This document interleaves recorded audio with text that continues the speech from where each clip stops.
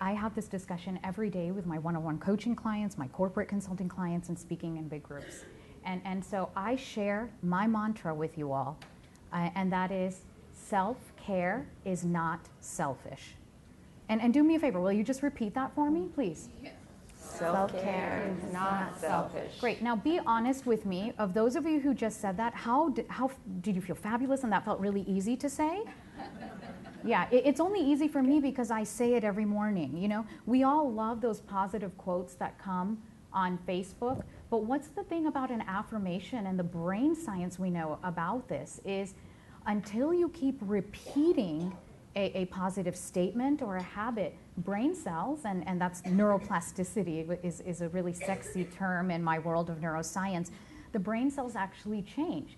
But most of us are tuned to that negative frequency that I can't take care of myself, I can't do this, it's selfish. So repeat that over and over, and it's normal. As us women, we are givers to our colleagues, to our children, to our pets, to our families, before we ever give to ourselves. And I learned this personally. I've been where you are, and some days I still am where you are.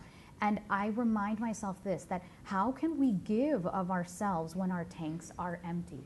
When people are drawing upon us from an empty tank, they are not getting creativity, they are not getting love, they are getting bitterness, irritability, stress.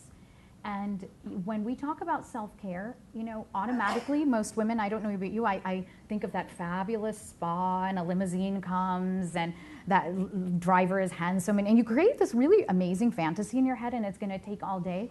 But self-care is done in micro actions, and we're all gonna give you some tips for the home and the office.